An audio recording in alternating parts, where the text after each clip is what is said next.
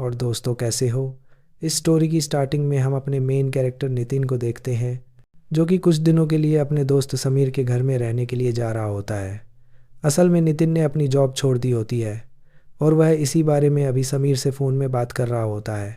समीर उससे उसकी जॉब छोड़ने का रीज़न पूछता है और बोलता है कि क्या तुम्हें इस चीज़ से रिग्रेट नहीं हो रहा है। नितिन कहता है कि उसे थोड़ा रिग्रेट तो है, बट तुम्हें इस बारे में मेरी मॉम की तरह परेशान होने की कोई ज़रूरत नहीं है। बट समीर उससे थोड़ा गुस्से में कहता है, मुझे तो बस तुम्हारे बारे में फ़िक्र है, बट तुम्हें तो इस चीज़ से फ़र्क नहीं पड़ता। इसके बाद नितिन उससे इस इलाके का नाम पूछता है जिसमें अभी समीर रह रहा है। देन समीर बताता है कि इसका नाम रिचविल है, बट नितिन को ये नाम फ़नी लगता है क्योंकि ये नाम इस जगह से बिल्कुल भी मैच नहीं करती। समीर नितिन से पूछता है कि आखिर वो कहाँ तक पहुँच गया है, लेकिन नितिन उसे बताता है कि वो पिछले आधे घंटे से चल ही रहा है, बट उसे रास्ते का ठीक से पता नहीं चल पा रहा है। समीर उससे कहता है कि क्या तुम फिर से हमेशा की तरह रास्ता भटक गए हो। नितिन बोलता है कि हाँ, शायद मैं रास्ता भटक गया हूँ।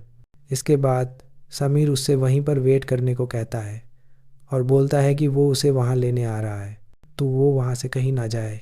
कुछ देर बाद हम देखते हैं कि नितिन अपने दोस्त का वेट कर रहा होता है और जब वो अपने आसपास के इलाके को देखता है तो वो सोचता है कि समीर इस तरह के इलाके में कैसे रह सकता है। वो नोटिस बोर्ड को देखता है तो उसमें उसी जगह के रूम रेंट काफ़ी कम प्राइस में लिखे होते हैं।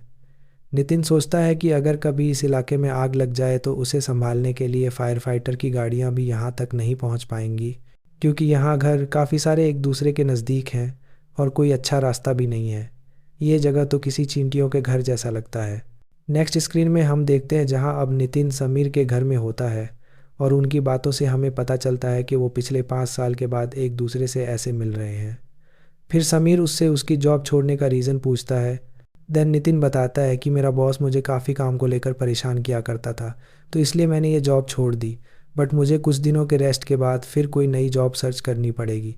नाउ यहाँ पर नितिन सिगरेट पीने जा रहा होता है, बट उसकी सारी सिगरेट पहले ही ख़त्म हो चुकी थी, तो वो समीर से सिगरेट मांगता है।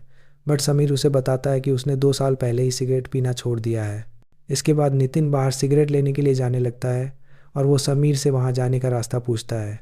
बट जब समीर उसे रास्ता बताता है तो नितिन काफ़ी कंफ्यूज हो जाता है क्योंकि वो इसे समझ नहीं पाता। इसलिए समीर उसके साथ सिगरेट लेने के लिए जाता है। कुछ देर बाद हम देखते हैं कि वो एक सुपरमार्केट से सिगरेट लेकर बाहर आ जाते हैं।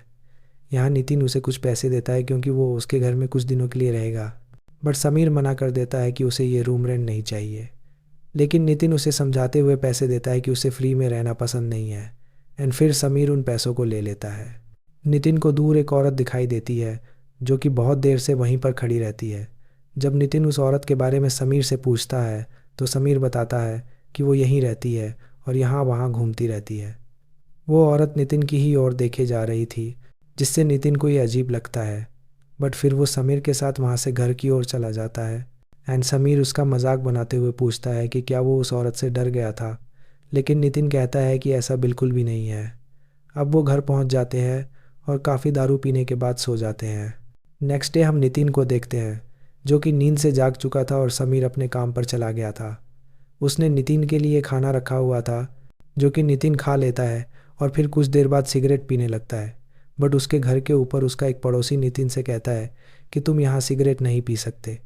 ये सुनने के बाद नितिन उससे माफ़ी मांगता है और घर से बाहर जाने लगता है। बाहर आकर वो सिगरेट पीते हुए सोचता है कि उसे जल्द ही कोई नई जॉब ढूंढनी पड़ेगी। माना यहाँ कुछ दिनों के रेस्ट के लिए आया हूँ, बट ये ज़्यादा दिन तक नहीं हो पाएगा।